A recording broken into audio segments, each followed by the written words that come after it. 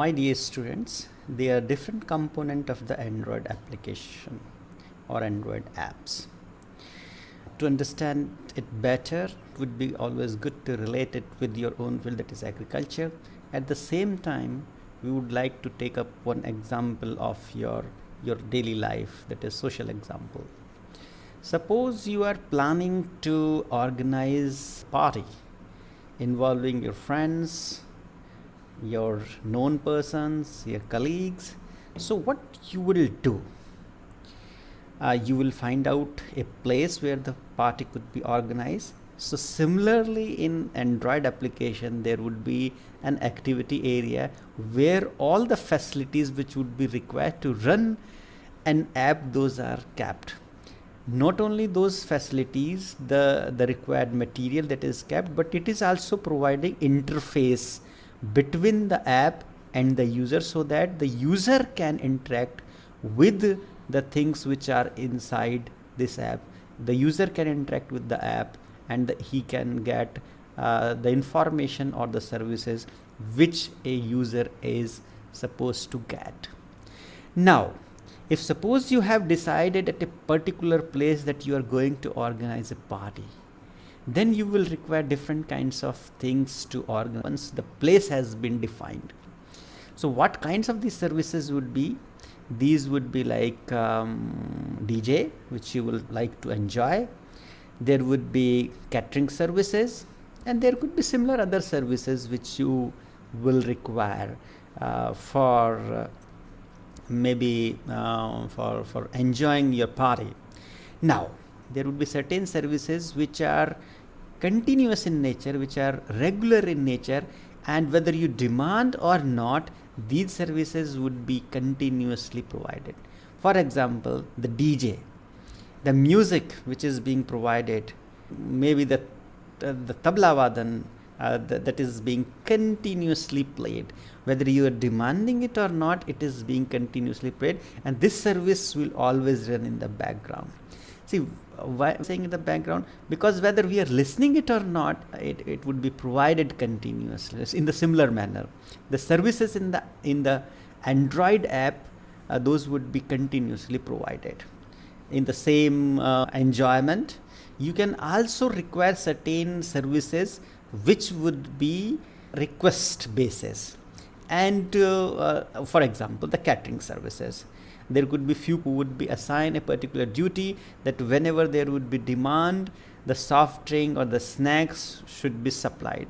So these are the services which are basically demanded basis. So there has to be content provider, and the content provider in this case would be your caterer, and more specifically that could be waiter.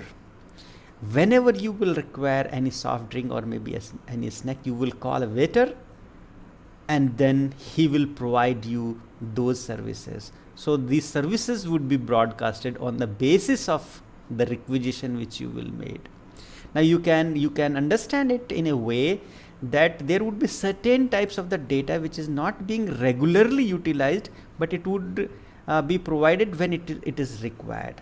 Now, suppose you want to create an app, advise the farmer on the agricultural activity, especially the management practices, and to advise the farmer what kinds of things you will require. You will require, number one, the area where all the data set and all these modules, those can be kept together. So that would be the activity area. Let's say if you have decided that you will advise the farmer on the basis of the crop simulation model feedback. Now the crop simulation model is one thing which you will require. Now in order to run the crop simulation model, you will also require different kinds of the data set, that is weather data, soil data, management data, and then the genotype data. So that data should also be made available to the crop simulation model in order to provide the advisory to the farmer. Now out of this, soil management and genotype data is kind of one-time data that you will provide to the app, but weather data would be one thing which is continuously required, and this data can be provided in two manners. Number one, as a service it can be provided. So whether you are requiring it or not, whether your app is being used by the user or not, continuously there would be inflow of the data. There are certain websites which are providing data free of cost through the web application, and not only the current observed data but also the weather forecast that is being provided. So that data you can fetch from the website, so that will become a continuous service. Whether you are requiring the data or not, that will keep on accumulated in your database. But sometime you would not like that, because huge amount of database would be stored in your database. Then it will be kind of out of control when so much data will become in your data set. The ideal condition would be that data is collected whenever it is required. So that special functionality is provided through this content provider. What you can do is you can create a content provider within your app, and whenever this crop simulation model has to be run, whenever the farmer would like to take the advice through your app, it will contact with the content provider, and the content provider will contact then the agency where the data is available. This agency might be providing the data through another Android app. So this content provider will basically communicate with that app, and that app will then, on the basis of its request, it will broadcast the desired information, and that information which would be broadcasted, that would be then taken by this content provider and then well given to your app. And then the activity which this app is supposed to carry out, that would be run, and on the basis of that the advisory would be made available. The fifth component of it is that is known as widget or additional component, and this is basically one thing which is not really required, but it will add on the value into that. So what I mean to say, that it is not the mandatory part of your app, but if suppose you are providing additional information, then it's fine, it will add the value. But if not, then it will not stop the functionality of your app. So that additional component or additional information you can think of, that in addition to the advisory, it can also pop up the current weather condition information on the current weather data. That would be kind of widget that you can also link with your Android application. Different components of the mobile app, those have also been discussed in detail. If suppose you want to get more information about this different component, you can just go through the text. There are three different types of the mobile apps. Those are native apps, web apps, hybrid apps. Native apps are those apps which will rest on the device and they will not communicate with any website. Whatever functional, whatever information they will provide by their own. They will not contact with any website. The second one is the web app, and this is basically the transformation of the website.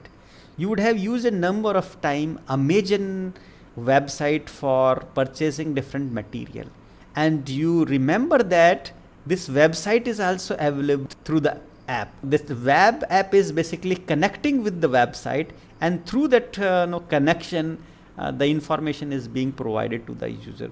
These types of apps are usually written in HTML5 language. The third category of app is hybrid app, which will make use of both concepts. So a part of the app would be kind of native app, and a part of that app would be the web app. It is considered as a hybrid application. Now coming towards the mobile app in agriculture. A number of mobile app in agriculture have been launched. Some apps have been launched by the government of India, while some apps have been launched by the different public sector companies or maybe private sector companies and maybe institution. One such app which is important and that was launched by the government of India is known as Kisan Suvidha, that was launched by Prime Minister Narendra Modi in 2016. And it is the one app which is working towards the empowerment of the farmers and development of the villages by providing crucial information on the weather, forecast, and the market prices of the community in the nearest town. It is also providing knowledge on the fertilizer, seeds and machinery, where it is available, and at what prices these are available. This app is providing information in different languages so that the farmer of every corner of the country can use the functionality that is being offered through that app. Another similar app was created by IFFCO. IFFCO is, you are aware that it is a public company. So in 2015 they launched IFFCO Kisan app, and this is again the similar kind of app which is providing the information that is being provided by Kisan Suvidha app, but in addition to that information it is also providing a kind of library of agriculture information in terms of the text, imagery, audio and video, so that the Kisan will remain well informed about the package and practices of the different crop and the cropping system. Another app that is known as RML Farmer Krishi Mitra app, that was provided by the private company, that is RML. And again, if you see the content of that apps or the information that is being provided by the app is almost same. You can see the farmers related news, weather forecast, advisory, and news regarding the governmental policies and the different schemes. Similarly, the Pusa Krishi app was launched by Indian Agriculture Research Institute IARI in 2016, and it was launched by the Union Agriculture Minister. The purpose of this app was to provide technological know-how, the latest technological know-how to the farmers. So what kinds of the latest varieties are available, what kind of latest technologies is available, so that information is being provided. Another app that is launched by again government, and that is crop insurance app, and this app is being used to provide information on the crop insurance, like what are the different notified crops, what is the notified area, what would be the insurance, what would be the cutoff date to apply for crop insurance. So that kind of information is being provided through this crop insurance. Similarly, this agri market, that is another crucial map, and again launched by the government of India. So this app is providing again some very, very crucial information, and nowadays this app is being extensively used by the farming community, because not only it is providing the weather information, the weather forecast, the agro advisory, but in addition to that it is providing the information related to the market, and especially the information related to the market within 50-kilometer circle from your device. Then this is how an app will work, that there would be content development. The content development would be basically the part of the app. App will develop all kind of content by contacting with the different service provider, by running the modules and etc etc. The once the contents have been developed, then these content would be packed in a packet, and this packet would be then distributed to the user through these mobile towers, and these, when it would be distributed, your mobile will catch the signal, and these packets of the data or the content that would be distributed. So this is the way how the apps are distributing the information. Now on the screen you can see another crucial app that is meant for plant disease forecast, so that the spray could be minimized. So it is kind of an expert system which is being provided through this Android app. And how and why we are calling it expert system? Because it is collecting the information from the ground. There is a set of sensors in the ground. Then there is weather stations which have been established by IMD in the different locations. And then there are certain models which have been developed based on the weather and the disease relationship.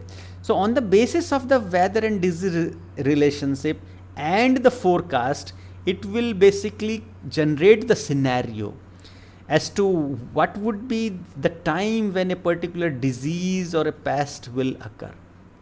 And when it has analyzed that a particular day the disease will occur, so the same information would be packed, and this information would be provided to the farming community. And when this information would be provided, there would be advice as well. There would be expert advice, because this app has analyzed as to what kind of disease is supposed to occur. So it will also provide expert advice as to what kind of chemical should be sprayed in the field so that the incidence of the disease could be averted.